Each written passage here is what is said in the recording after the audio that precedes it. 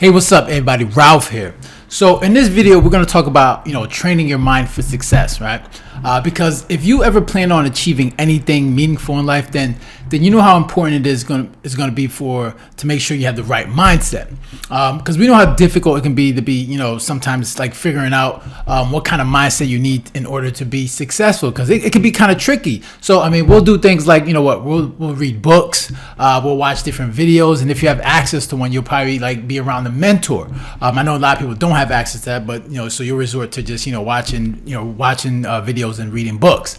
But regardless of what method you use, it's all part of the process of like just training your mind for success. And we all go through that journey of just trying to understand how to be successful. So we try to find ways to motivate ourselves through books, through videos, and through mentors. So like for me, like during my journey of like trying to be successful, like starting businesses or just going through that entrepreneurial stage, it like I found one of the methods that worked for me was like, well, there's a few methods and I'll go through them in this video, but one of the first things that I started doing was I was trying to reduce the word saying I can't, right, and start learning how to say how can I.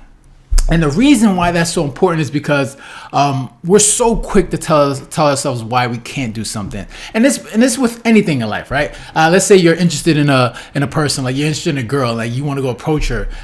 There's girls ain't approaching the guys, but like if you're a guy that's trying to approach a girl, we come up with all types of reasons why it's not gonna work out. She has a boyfriend, or she's not interested. We'll come up with all different ways on why we can't be successful, or we can't get the outcome that we want. Instead of just giving ourselves the boost and say, okay, how can I, and try to figure out ways of like, just making the approach and just, having a strike in the conversation. And even with starting a business, right?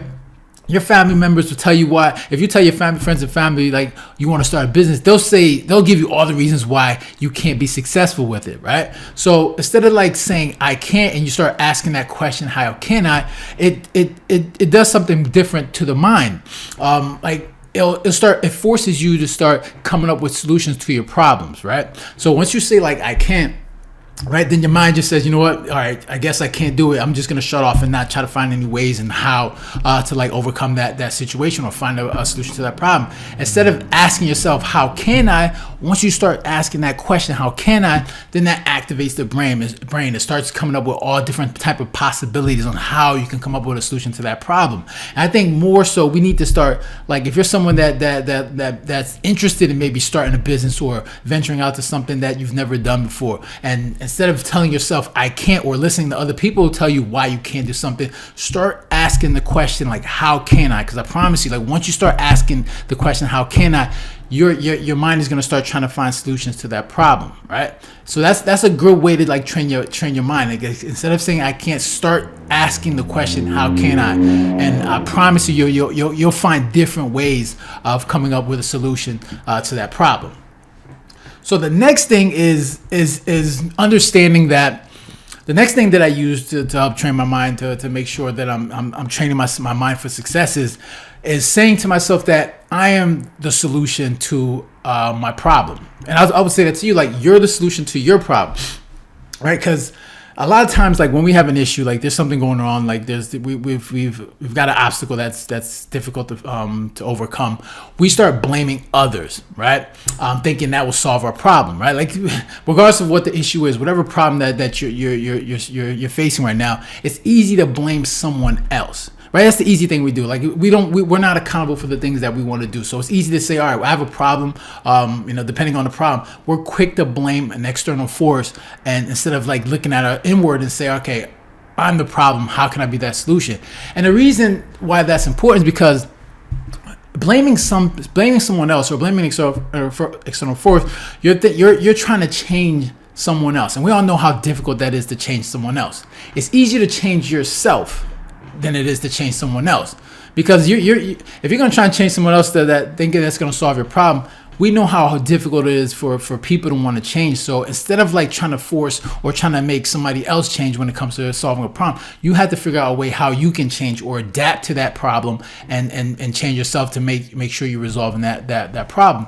Because once you learn that you are the problem, then you can make adjustments and then change yourself. Because it's like I said, it's easier to change yourself than it is to change the other person. And the quicker you learn that, the quicker you'll grow, right? So if you have that mindset, obviously if you come up with some like disease, then that's just a tough situation. That's not your fault. It is what it is. But outside of that, I think it's important to have that mindset to be like, okay, you know what? Regardless of what situation that you're going through in your life, like maybe it is someone else's fault, but maybe there was something that you could have done to prevent that situation or to prevent yourself being in that situation. Maybe it's the people you hang out with. Maybe it's the decision to do something else when you could have did X when you could have did Y. But it's just trying to come up, it's making sure you're having that mindset that, you know what? All right, whatever problem that I'm having, instead of blaming someone else or blaming some external force, it's how can I'm the problem. So if knowing that I'm the problem, what can I do to help change that situation? So I think it's important if you have that mindset to be like, if you have the mindset that you are the solution to your problem, it makes it easier going forward. That when you're in a situation where that you've encountered some adversity, that you can overcome that problem because you understand that it's easy for you to change it, to adjust or adapt to that situation and then change. So I think make sure to have that mindset that you are the solution to the problem. It's a great way to change your mind to be successful because it comes with being accountable. And I think a lot of people struggle with accountability. I think for a lot of people, they're afraid to look inward and say, all right, I'm the problem. I'm the problem. So it's easy to blame someone else. But you would solve a lot more. You would come up with a lot of solutions to a lot of problems if you directed that to you and say, all right, I'm the problem. How can I fix this? Right? So now the last thing that I like to do when it comes to like training your mind for success is managing your emotions, right?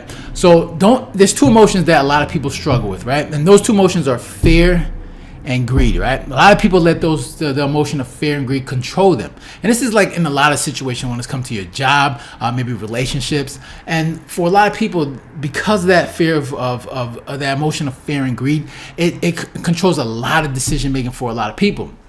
So for example, people allow fear of not having money, right? So the fear of not having, let's go when it comes to like having money. So people allow the fear of not having money to push them to work hard, let's say at a job, right? So it's like, all right, that fear of not having money. So they're like, all right, I don't have any money, and that fear overtakes them, and they say, all right, I need to figure out how to get that money, right? For a lot of us, we do that. So in order to do that, so that means they're going to work hard. So you work hard at your job to get that paycheck. Right. So then once you get that paycheck, then what happens? Right. You got that check, it hits your bank account. Then what happens? Greed takes over. Right. Or greed or desire takes over. Right. So you'll have the greed and desire to take over. And then what happens? That causes you to spend more. Right. So once you get that paycheck and then that fear is gone, you get the money, then the greed and desire takes over. Then it causes you to want to spend more. You take that money and say, oh, now I can buy nice things.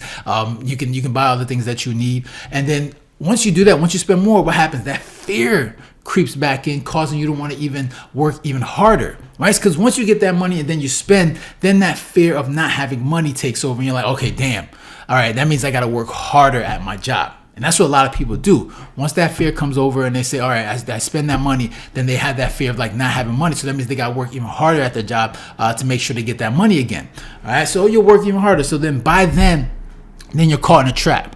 Okay, and that trap is usually that's called the rat race, and I'm sure many of us have heard that rat race where you obviously the fear of money is creeps in. You're like, oh, I need to work hard, so you work hard, you get that paycheck, and then that paycheck you get it, then you spend it on all the nice things that you want, and then boom, that fear of money, not having money again, it causes you to work harder. So you're caught in that trap, constantly working hard, getting the paycheck, spending, working hard, and you're caught in that trap called a rat race, and you're just going through the motions, right?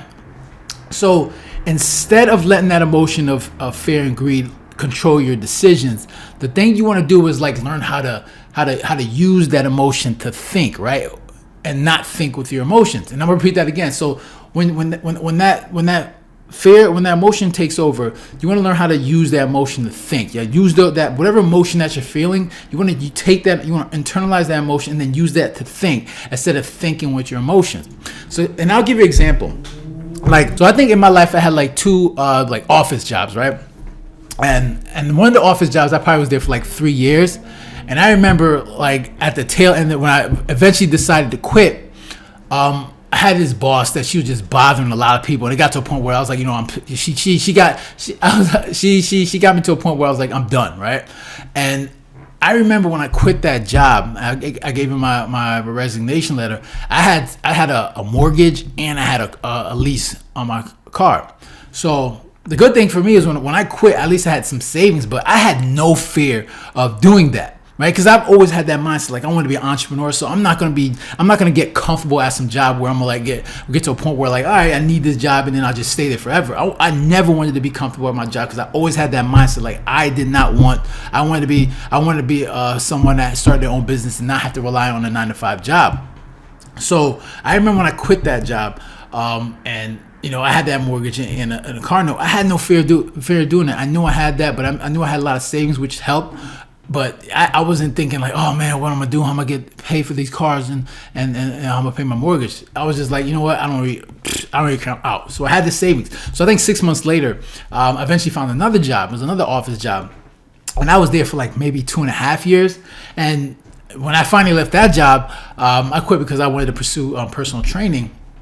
But I still had a mortgage and a car lease on that note. But when I left, I still didn't have that fear. I didn't let that emotion of fear and greed say, you know what, I can't quit this job because you know what, I gotta pay these. I got to get this mortgage paid and this car note to pay. I didn't let that fear take over my emotion. I used that emotion to be like, all right, what's the next process? Like, you want to leave, so then what's the next step? And I also knew I had money saved up, and it also helps. Obviously, I didn't have any. It's not like I had any kids or anything like that, so that also helped. Like, if you're someone that has responsibility, then obviously it's going to be a little bit more difficult. But I'm not saying this to say to you that you should just quit when things get tough. And that's not the point. If you have responsibilities, then you want to make sure you take that responsibility. But the point is to show you that I didn't let that fear, I didn't let the emotion of fear and greed take over, making my decisions. I said, you know what? I don't want to be here. I want to move on with my life and take that next step to just, starting my own business or whatever I have to do to not have to work at a 9-to-5 job anymore. And I didn't let that fear of like, oh man, I got to pay my bills. I was like, you know what? Even if it doesn't work out, I lose my job. I mean, if I lose my car or I lose my condo at the time, I was like, these are like material things. I could always get those things back. So it wasn't something that was stopping me from like making the moves that I wanted to make. So. And I knew I could always get that back. So when I made that decision, I knew I was taking the steps necessary in order to get to where I want to go. And for a lot of people, I know other people can't do that. But for me, I made that decision. And most importantly, I knew that, let's say things didn't work out for me, right? I knew I was accountable for the decision I made. If things didn't work out for me after I quit those jobs, I wasn't going to say, oh, it was because of my boss or it was because of somebody else that, things didn't work out for me. I knew that regardless of that situation, if it worked out for me, I knew I was responsible. I made the choice to leave those jobs. My situation where, I had a mortgage and a car note, I made those decisions. So you would never hear me blame anyone else but myself. I made those choices. And that's something you need to understand. Like when you're making choices in your life to go for the things that you want, you got to make sure that you're accountable, not blaming anything else. And that goes back to the other points of, making sure that you're the solution to your problem. So it's important to understand that you're the person that controls your destiny. So and not allowing that emotion of fear and greed to like take over and make your decisions for you. You want to make sure that you internalize those emotions and say, okay, what is the next step? And that's how I approached like every situation when it came to like working at these jobs. Like I knew I didn't want to be there forever, so it was more like, all right, so Rob, what's the next step? Right. So now if you quit this job, then what? So I always ask my question. I always ask myself those questions, and for a lot of people that you're gonna have to ask yourself that question. People think like, should I quit my job? Like, they're asking other people, should you quit your job? I mean, like I would never tell anybody to quit their job because I don't know your situation. I mean, that's a decision you have to make. But I would always tell people to say, you know what, if you're going to do that, if you're gonna make that decision, just make sure regardless if it works out or not, you are responsible. Be accountable for your choices in life, and that's something I've always held internally, because I was like, hey, regardless of what things that work out or not, I'm responsible for the outcome. So yeah, so I think those are important. Like, just making sure that when you're training your mind for success, you want to make sure it's important to like really like develop these like habits, right? I always tell people, like, when it comes to, like, say, building wealth, right? A lot of people think building wealth is about, it starts with your wallet, right? It starts with your bank account. It really doesn't. It starts up here, right? It starts with the mindset, right? If you don't have it up here, it doesn't matter how much money you have. It doesn't matter like what kind of high paying job you got. You need to make sure that you get it upstairs. Like, you really need to understand, you have that mindset of understanding money, especially with someone like me. Like, I had over $30,000 of debt twice in my life. That's an experience that I learned. That's an experience that I went through that helped taught me more about how to manage money. And these are experiences that you go through life that help you become the person that you are. So for me, it was all a learning experience, and I'm continuing to work towards that, debt free. So I'm just these are just building blocks for me to get me to where I want to be. So yeah, so I hope this provided some insight, some motivation. If you got any comments or questions, make sure to leave it down below. Hit the like button, share, and if you haven't done so already, please subscribe. All right, so you guys take care and have a good one. Later.